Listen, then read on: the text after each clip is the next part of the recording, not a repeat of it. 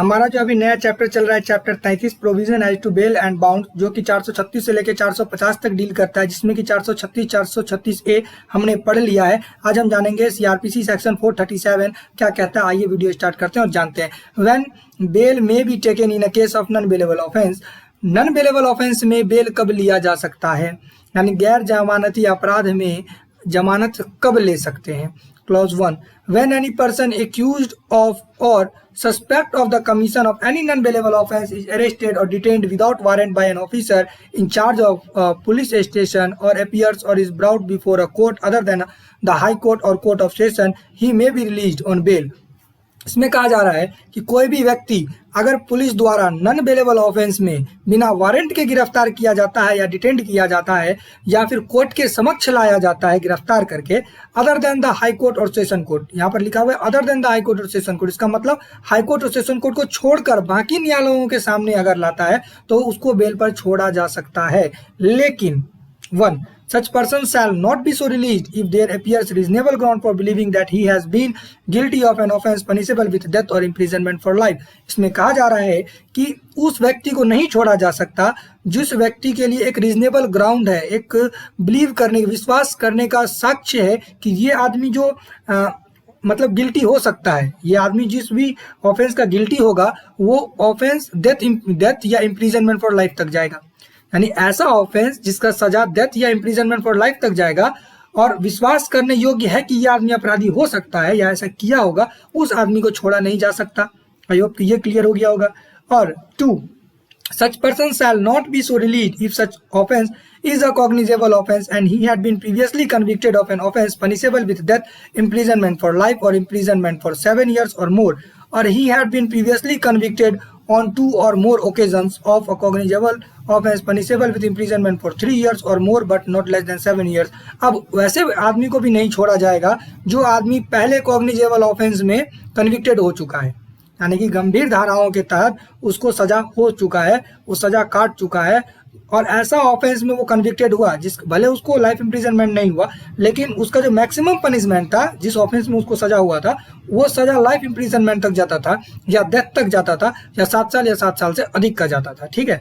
और he had been previously convicted on 2 or more occasions of a cognizable offense punishable with imprisonment for 3 years or more but not less than 7 years. इसमें कहा जा रहा है कि और लिखा हुआ है ना यहाँ पर कि वो आदमी पहले फिर 2 या 2 से अधिक कॉग्निजेबल ऑफेंस में कन्विक्टेड हो चुका हो, वैसे आदमी को भी नहीं छोड़ा जा सकता। इम्प्रिजनमेंट फॉर 3 ईयर, कैसा 2 या 2 से अधिक में कितना 3 साल या 3 साल से अधिक but not less than 7 years. इसका मतलब यहाँ पर आप कंफ्यूज हो जाएंगे। यहाँ पर बताया जा रहा है कि 3 ईयर्स यानी 1 और 4 ईयर 1 तो 4 3 7, ठीक है, तो 7 साल और 7 साल से नीचे। यहाँ पर नॉट लेस देन 7 ईयर्स यानी कि 7 साल से कम नहीं होना चाहिए, 2 सजा मिला के। यहाँ पे 2 1 तो नहीं लिखा है ना, 2 और मोर यानी 2 या 2 से अधिक सजा मिला के 7 साल से कम नहीं होना चाहिए, तब आप उसका रिजेक्ट कर सकते हैं। हालांकि ये फालतू की चीज़ है क्योंकि ऊपर तो ऐसे ही लिखा है कि जिस भी ऑफेंस में 7 साल या 7 साल से अधिक का सजा है उसमें आप बेल नहीं दे सकते। तो आई होप कि ये क्लियर हो गया होगा। उसके बाद provided that the court may direct that a person referred to in clause 1 or clause 2 be released on bail if such person is under the age of 16 years or is a woman or is a sick or infirm। इसमें कहा जा रहा है कि जो हमने ऊपर 1 और 2 में पढ़ा कि बेल नहीं दिया जा सकता, लेकिन यहाँ पर लिखा है कि उस व्यक्ति को भी छोड़ा जा सकता है अगर वो 16 साल से नीचे का है या वुमेन है यानी लेडीज है, औरत है तो और या बीमार है, तो उस कंडीशन में उसको छोड़ा जा सकता है। आई होप कि ये क्लियर हो गया होगा। उसके बाद provided further that the court may also direct that a person referred to in clause 2 be released on bail if it is satisfied that it is just and proper so to do or any other special reason। इसमें कहा जा रहा है कि जो हमने 2 में पढ़ा था कि नहीं छोड़ा जा सकता, उसमें भी कोर्ट छोड़ सकता है अगर कोर्ट सेटिस्फाइड है तो, कि किसी अदर स्पेशल रीजन के कारण कि ये व्यक्ति हो सकता है ऐसा नहीं किया हो। अगर उनको ऐसा लगता है कि इसको छोड़ना सही है तो वो छोड़ सकते हैं। आई होप कि ये क्लियर हो गया होगा। उसके बाद provided also that mere fact that an accused person may be required for being identified by witness during investigation shall not be sufficient ground for refusing to grant bail if he is otherwise entitled to be released on bail। इसमें कहा जा रहा है कि accused person का जो bell है सिर्फ इसीलिए रिजेक्ट नहीं किया जा सकता कि उसको मतलब जो विटनेस है वो आइडेंटिफाई करेगा इन्वेस्टिगेशन के दौरान। आप इसीलिए किसी भी व्यक्ति का बेल रिजेक्ट नहीं कर सकते, रिफ्यूज नहीं कर सकते। Otherwise entitled to be release on bail. और बाकी अगर वो बेल के लिए सक्षम है तो आप सिर्फ एक ग्राउंड पर उसका बेल रिजेक्ट नहीं कर सकते कि उस आदमी को विटनेस पहचानेगा, इसीलिए इस आदमी को जेल में रखिए। आई होप कि ये क्लियर हो गया होगा। And gives an undertaking that he shall comply with such direction as may be given by the court. और वो ये वादा करता है कि कोर्ट जो भी उसको डायरेक्शन देगा उसको वो फॉलो करेगा, यानी कि जब बुलाएगा तब आएगा, अटेंडेंस देगा, इस सब तरीके का जो भी कोर्ट है, एक तरह से बाउंड, जो भी कोर्ट उसको डायरेक्शन करेगा वो उसको फॉलो करेगा। तो इस तहत में उसका बेल को रिजेक्ट आप नहीं कर सकते। आई होप कि ये क्लियर हो गया होगा। ठीक, provided also that no person shall, if the offense alleged to have been committed by him is punishable with death, imprisonment for life or imprisonment for 7 years or more, be released on bail by the court under this subsection without giving an opportunity of hearing to the public prosecutor। इसमें कहा जा रहा है कि अगर आप जितना भी हमने अभी तक पढ़ा, अगर आप उसमें बेल देना चाहते हैं, यानी कि स्पेशल रीजन है, कोई आपके पास पावर है, आप दे सकते हैं, जो भी हमने ऊपर पढ़ा, अगर आप बेल देना चाहते हैं तो आप ऐसा कर सकते हैं पब्लिक प्रोसिक्यूटर को सुनने के बाद। आप बिना पब्लिक प्रोसिक्यूटर को अपॉर्चुनिटी दिए बिना आप ऐसा नहीं कर सकते। यानी कि अगर आपको बेल देना है तो आपको पब्लिक प्रोसिक्यूटर को सुनना होगा। आई होप कि ये क्लियर हो गया होगा। पब्लिक प्रोसिक्यूटर को सुनिए, और कैसे अपराधों में जिसका लाइफ इम्प्रिजनमेंट या 7 साल से ज़्यादा का सजा हो उस पर अगर आप छोड़ रहे हैं तो पब्लिक प्रोसिक्यूटर को सुनना ही होगा, आपको अपॉर्चुनिटी देना होगा। आई होप कि ये क्लियर हो गया होगा। उसके बाद क्लॉज 2 बोल रहा है, if it appears to such officer or court at any stage of the investigation, inquiry or trial as the case may be, that there are not reasonable grounds for believing that the accused has committed a non-bailable offense, but that there are sufficient ground for further inquiry into his guilt। इसमें कहा जा रहा है कि किसी भी stage पर, investigation हो, इंक्वायरी हो, ट्रायल हो, किसी भी स्टेज पर अगर ऐसा लगता है कि ये आदमी जो है वो नॉन बेलेबल ऑफेंस का अपराधी नहीं है, यानी एक्यूज नहीं है, ये नॉन बेलेबल ऑफेंस जो कमिट नहीं किया है, तो उस आदमी लेकिन वहां पर एक सफिशिएंट ग्राउंड है कि इसमें और भी जांच होना चाहिए। यानी कि अभी तक जो जांच हुआ तब तक लग रहा है कि ये आदमी नॉन बेलेबल ऑफेंस जो है कमिट नहीं किया है, लेकिन इसमें और भी जांच होना चाहिए। अगर कोर्ट को ऐसा लगता है तो क्या करेगा court, the accused shall subject to the provision of section 446A and pending such inquiry be released on bail. उसको बेल पर छोड़ दिया जाएगा, और at discretion of the such officer or court on the execution by him of a bond without sureties for his appearance as hereinafter provided। इसमें कहा जा रहा है कि ये कोर्ट का अपना पावर है, ठीक है, कोर्ट छोड़े या ना छोड़े, कोर्ट का अपना पावर है कि उसको बाउंड लिया जाएगा, एक बाउंड लिया जाएगा विदाउट श्योरिटीज, हाँ, या विथ श्योरिटीज। यहाँ पर जब कोर्ट का पावर है तो कोर्ट कुछ भी कर सकता है, ठीक है, विदाउट श्योरिटीज या विथ श्योरिटीज।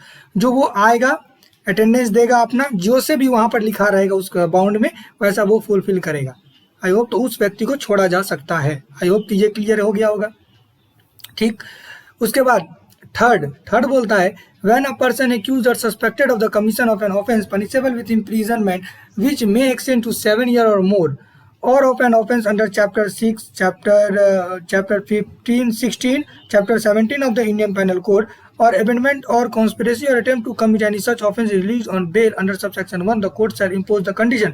अब इसमें कहा जा रहा है कि अब जितना भी हमने ऊपर अपराध पढ़ा, ठीक है, उन अपराधों में अगर आप छोड़ रहे हैं उसको, हाँ, छोड़ रहे हैं, तो ये बोल रहा है तो आपको जो कंडीशन है इम्पोज करना होगा। ये मैंडेटरी कंडीशन है। कोर्ट के पास तो ये पावर है ही कि वो प्लस भी कर सकता है, लेकिन अभी जो हम पढ़ेंगे वो मैंडेटरी है। अगर किसी को छोड़ा जाएगा तो ये कंडीशन उसको मतलब फुलफिल करना पड़ेगा। पहला, that such person shell attend in accordance with the condition of the bound executed under this chapter. इसमें कहा जा रहा है कि उसको जो बाउंड मिला ना, जो बाउंड दिया गया है, ठीक है, जो वो पर्सनल बाउंड दिया विथ श्योरिटीज या बिना श्योरिटीज के वो बाउंड दिया, उस बाउंड में जो लिखा है, जो भी लिखा है उसके अकॉर्डेंस वो काम करेगा, यानी कि उसको कंडीशन को फुलफिल करेगा। आई होप कि ये क्लियर हो गया होगा। B, that such person shall not commit an offence similar to the offence of which he is accused or suspect of the commission of which he is suspected. इसमें कहा जा रहा है कि वो व्यक्ति जिसको छोड़ा जा रहा है बेल बाउंड लेके, वो व्यक्ति दोबारा उसी तरह का अपराध नहीं करेगा जिसका वो एक्यूज्ड है या सस्पेक्ट है, ठीक है। वो अगर दोबारा ऐसा अपराध करता है तो फिर वो 446 के तहत दूसरा केस हो जाएगा, ठीक है, बेल बॉन्ड कैंसिल हो जाएगा। यहाँ पर हम सिर्फ पढ़ रहे हैं कि बेल बॉन्ड में क्या क्या दिया जाएगा। तो फर्स्ट क्या दिया जाएगा बेल बॉन्ड में, कि बेल बॉन्ड में जो लिखा होगा उसको उसके अकॉर्डिंग वो काम करेगा। दूसरे में क्या गया कि वैसा ही अपराध वो दोबारा नहीं करेगा जिस अपराध का वो एक्यूज है या सस्पेक्ट है। उसके बाद C that such person shall not directly or indirectly make any inducement that promise to any person acquainted with the fact of the case so as to dissuade him for disclosing such fact to the court or to any police officer or tamper with his with evidence। इसमें कहा जा रहा है कि वो आदमी, जिस आदमी को छोड़ा जा रहा है बेल बॉन्ड पर, वो डायरेक्टली या इनडायरेक्टली किसी को इंड्यूस नहीं करेगा, यानी कि अपने प्रभाव में नहीं लेगा या डराएगा नहीं या ऐसा किसी तरह का वादा नहीं करेगा कि वो आदमी डिस्क्लोज करने के लिए, यानी कि जो उसको फैक्ट पता है उसको वो डिस्क्लोज ना करे, ठीक है। तो इस तरीके का, या फिर किसी भी पुलिस ऑफिसर के साथ बात करके किसी भी पुलिस ऑफिसर को पैसा देके खरीदने का कोशिश नहीं करेगा, या फिर अदर जिस तरीके से भी हो, प्रॉमिस हो, इंड्यूसमेंट हो, थ्रेट हो, किसी भी तरह से अगर वो एविडेंस को टेम्पर नहीं करेगा। आई होप कि ये क्लियर हो गया होगा। ये सी सिर्फ इतना ही बात करता है कि किसी भी तरीके से एविडेंस टेम्पर नहीं होना चाहिए। आई होप कि ये भी क्लियर हो गया होगा। And may also impose in the interest of justice such other condition as it considers necessary. और इसमें कहा जा रहा है कोर्ट को जो सही लगेगा वो और भी कंडीशंस यहाँ पर अप्लाई कर सकता है। 4, an officer or a court releasing any person on bail under subsection 1 or subsection 2 shall record in writing his or its reason or special reason for so doing। इसमें कहा जा रहा है कि सब क्लॉज 1 या सब क्लॉज 2 के अंदर अगर किसी को आप बेल दे रहे हैं तो क्यों दे रहे हैं वो आपको स्पेशल रीजन राइटिंग में लिखकर रखना पड़ेगा। 5, any court which has released a person on bail under subsection 1 or subsection 2 may, if it considered it necessary, so do direct that such person be arrested and commit him to custody। इसमें कहा जा रहा है कि जिसको छोड़ा गया 1 में और 2 में, जिस आदमी को कोर्ट छोड़ा गया और कोर्ट को ऐसा लगता है कि इस आदमी को अरेस्ट करना चाहिए तो वो ऐसा डायरेक्ट कर सकती है, उस आदमी को दोबारा से अरेस्ट करके कस्टडी में ला सकती है। आई होप कि ये क्लियर हो गया होगा। 6 बोल रहा है if in any case travel by a magistrate the trial of person accused of any non bailable offence is not conclude with in a period of 60 days from the first date fixed for taking evidence in the case, such person shall, if he is in custody during the whole of the said period, be released on bail to the satisfaction of the magistrate unless for a reason to be recorded in writing the magistrate otherwise direct। ये सबसे important है, यहाँ पर आदमी मार खाता है। ये मतलब एक मजिस्ट्रेट है, मतलब 60 डेज के अंदर आदमी जेल में है और 60 डेज के अंदर अगर उसका ट्रायल खत्म नहीं होता है, जिस दिन से उसका ट्रायल शुरू हुआ, पहला एविडेंस लिया गया, उसके 60 दिन तक अगर केस खत्म नहीं होता है और वो कस्टडी में है, जब तक ये 60 डेज वो कस्टडी में है तो उस आदमी को आपको छोड़ना पड़ेगा बेल पर, ठीक है। आप उस आदमी को बेल पर छोड़ सकते हैं with satisfaction of the magistrate, यानी कि मजिस्ट्रेट को सेटिस्फाइड करना पड़ेगा। मजिस्ट्रेट अगर सेटिस्फाइड है तो उस आदमी को वो छोड़ देगा। अगर ऐसा नहीं करता है, अगर वो ऐसा नहीं करता है, उस आदमी को नहीं छोड़ता है, तो रीजन रिकॉर्ड करके लिखना पड़ेगा कि किस रीजन से मैंने इस आदमी को नहीं छोड़ा है। आई होप कि ये क्लियर हो गया होगा। ये बहुत इंपॉर्टेंट है, इसीलिए इसका एग्जांपल भी ले लेते हैं। आप मान के चलिए कोई 304B या 304B डॉरी डेथ ही ले लेते हैं। डॉरी डेथ ही थोड़ा इजीली सबके दिमाग में जाता है। डॉरी डेथ, तो डॉरी डेथ में सजा है मिनिमम 7 साल, मैक्सिमम लाइफ इम्प्रिजनमेंट तक जाता है। तो इसके मतलब है, इसका मतलब कि उस आदमी का ट्रायल स्टार्ट हुआ, ठीक है, पहले चार्ज हुआ, फिर चार्जशीट हुआ, फिर चार्ज हुआ, फिर वो ट्रायल कमिट हो गया, ठीक है। ट्रायल कमिट होने के बाद पहला एविडेंस लिया गया 1 जनवरी को, ठीक है, 1 जनवरी को लिया गया। तो 1 जनवरी से जिस दिन 60 दिन हो जाएगा, जिस दिन 60 दिन हो जाएगा तब तक उसका ट्रायल चला। अगर 60 दिन के अंदर में उसका रिजल्ट नहीं आता है, यानी वो कंक्लूड नहीं होता है कि ये आदमी अपराधी है कि नहीं है, तो उस आदमी को छोड़ना पड़ेगा। अगर वो आदमी को नहीं छोड़ रहे हैं आप, तो आपको एक राइटिंग में लिख कर देना पड़ेगा कि मैंने ऐसा क्यों किया, मैंने इसे क्यों नहीं छोड़ा। तो ज़्यादातर ये बेल का चांसेस यहाँ पर बहुत ज़्यादा होता है, बेल मिल ही जाता है, क्योंकि मजिस्ट्रेट सर लिखना नहीं चाहते। आई होप कि ये क्लियर हो गया होगा। और सातवां है if at any time after the conclusion of the trial of a person accused of a non-bailable offence and before judgment is delivered, the court is of opinion that there are reasonable ground for believing that the accused is not guilty of any such offence, it shall release the accused if he is in custody on the execution by him of a bond without surety for his appearance to hear judgment delivered। इसमें कहा जा रहा है कि अब कोई आदमी judgement delivered करने से पहले अब ओपिनियन आ गया, ठीक है, ओपिनियन आ गया ऐसा कि ये आदमी जो है वो एक्यूज नहीं है नॉन बेलेबल ऑफेंस का, ये आदमी गिल्टी नहीं है, तो उस आदमी को भी बेल पर छोड़ दिया जाएगा, उसका एक पर्सनल बाउंड लेके। ठीक है, उससे एक बाउंड लिया जाएगा विदाउट श्योरिटीज, क्योंकि हमने तो ऐसा मान लिया ना कि वो आदमी अपराधी नहीं है, बस वो अपना जो जजमेंट है वो सुनने के लिए आएगा। आई होप कि ये क्लियर हो गया होगा। अब उस आदमी को छोड़ दिया हमने, ठीक है, अब वो आदमी पर्सनल बाउंड पर सिर्फ अपना जजमेंट सुनने के लिए आएगा कि मैं निर्दोष हूँ, ठीक है, मैं एक्यूट हो गया, बस ये सुनने के लिए वो आएगा, इसीलिए उसको बेल दे दिया जाएगा, उसके बाद वो फ्री है। उसके बाद अब फिर एक बहुत इंपॉर्टेंट है 437A, bail to require accused to appear before next appellate court before conclusion of the trial and before disposal of the appeal. The court trying the offence or the appellate court, as the case may be, shall require the accused to execute bail bonds with surety to appear before the higher court as and when the such court issue notice in respect of any appeal or petition filed against the judgment of the respective court, and such bail bonds shall be in force for 6 months। और इसमें कहा जा रहा है कुछ नहीं है, अगर इसके कॉपी पर जाएंगे तो ये बहुत वास्ट है, इसमें सिंपल सा बात कहा जा रहा है कि कंक्लूजन में जो ट्रायल होने से पहले या डिस्पोजल या अपील होने से पहले कहाँ एपीलेट कोर्ट में, तो वहाँ पर आपको एक बेल बाउंड मतलब एक बेल लेना पड़ेगा आपको। ठीक है, आप एक्यूटल हो रहे हैं, हाँ आप एक्यूटल हो रहे हैं, फिर भी आपको एक बेल लेना पड़ेगा। क्यों बेल लेना पड़ेगा? क्योंकि जो आप स्टेट के अगेंस्ट आपका कोई केस है, नॉन बेलेबल ज़्यादातर स्टेट के अगेंस्ट ही होता है, तो स्टेट जो एपीलेट कोर्ट में जाएगा ना, तो उस समय में आपको ये जो आपका जमानत है, ये जमानत जो जमानतकार होगा कोई बेल बाउंड दिया होगा, उस आदमी को नोटिस कर सकता है कि आपको वहाँ पर आना है। आई होप कि ये क्लियर हो गया होगा। एक बार और जानते हैं, यहाँ पर हम एक एग्जाम्पल के तहत जानते हैं। पहला क्या हुआ, एक आदमी अब एक्यूट हो रहा है लोअर कोर्ट से, ठीक है, सेशन कोर्ट से वो आदमी एक्यूट हो रहा है। अब एक्यूट हो गया तो वो आदमी को भी बेल लेना पड़ेगा, यानी एक्यूटल होने के बाद भी वो बेल लेगा, और वो बेल विथ श्योरिटीज बाउंड दे के लेगा। यानी उस आदमी जब बेल होगा उसका, तो वो एक विथ श्योरिटीज बाउंड देगा एक कि हाँ ये आदमी अगर कुछ गलत करता है तो मैं इसका भार लेता हूँ, इस तरीके का एक जजमेंट बनेगा, मतलब एक बाउंड बनेगा, और वो बाउंड मतलब जमानत का बाउंड होगा, और वो जमानत जो होगा, जो बाउंड होगा, वो 6 मंथ तक वैलिड होगा। यानी कि अगर स्टेट को जाना है, यहाँ पर 2 चीज़ क्लियर है, अगर स्टेट को जजमेंट के खिलाफ जाना है तो 6 मंथ के अंदर जाए, अदरवाइज वो बाउंड कैंसिल हो जाएगा। आदमी तब एक्यूटल हो गया, एक्यूटल तो वो पहले भी हो गया, लेकिन अभी भी वो जमानत पर है। अगर 60 दिन के अंदर अगर स्टेट नहीं जाता है अपने उच्च न्यायालय में हाँ जजमेंट के खिलाफ, तो वो फिर 6 मंथ के बाद वो ऐसा नहीं कर सकता। 6 मंथ से अगर पहले वो ऐसा कर देता है तो इस आदमी को वहाँ पर बुलाया जाएगा। आई होप कि ये क्लियर हो गया होगा। ठीक, उसके बाद 2 बोल रहा है, if such accused fails to appear the bond stand forfeit and the procedure under section 446 shall apply.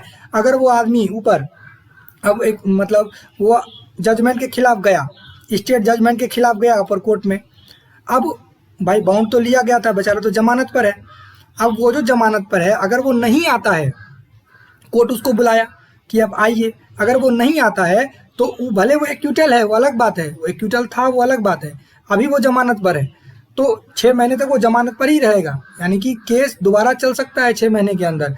इसमें अगर वो ऐसा करने नहीं कर पाता है, यानी कि उसको बुलाया गया और वो नहीं आया, तो फिर उस पर कार्रवाई हो जाएगा 446 के अंदर। यानी कि बेल बाउंड को फुलफिल नहीं करने पर सज़ा होता है, और जो उसको जेल भी जाना पड़ता है वो 446 के अंदर में हम पढ़ेंगे, जब हम पढ़ेंगे तब हम पढ़ेंगे, इसी चैप्टर के अंदर है। तो आई होप कि ये क्लियर हो गया होगा। 437A हम पूरा दोनों को मिला कर एक एग्जाम्पल लेते हैं। ठीक है, एक आदमी है जो मर्डर में था, मर्डर का एक्यूज है, मर्डर का एक्यूज है, और वो आदमी अब एक्यूट होने वाला है, यानी कि ये साबित हो गया कि ये आदमी मर्डर नहीं किया है, उस आदमी को एक्यूटल कर दिया गया। एक्यूटल करने के बाद भी उससे एक जमानत लिया जाता है, यानी एक बेल बाउंड लिया जाता है। इस कोर्ट ने उसको कर दिया एक्यूटल, लेकिन 60 दिन के अंदर अगर स्टेट चाहे तो केस कर दिया वहाँ पर अपर कोर्ट में, स्टेट केस कर दिया जजमेंट के खिलाफ, तो ये आदमी को वहाँ पर बुलाया जा सकता है। अगर वो नहीं आता है तो बेल बाउंड का उल्लंघन हो गया, तो क्लॉज 2 के अंदर क्या है, 446 के अंदर उस पर उसके अनुसार उसका कार्रवाई चलेगा, उसको सजा होगा दोबारा से बेल बाउंड का फुलफिल नहीं किया। इसीलिए आई होप कि अब क्लियर हो गया होगा। जय हिंद। आज का चैप्टर यहीं समाप्त होता है। आगे हम 438 पढ़ेंगे, कहाँ तक पढ़ेंगे इसका पता नहीं।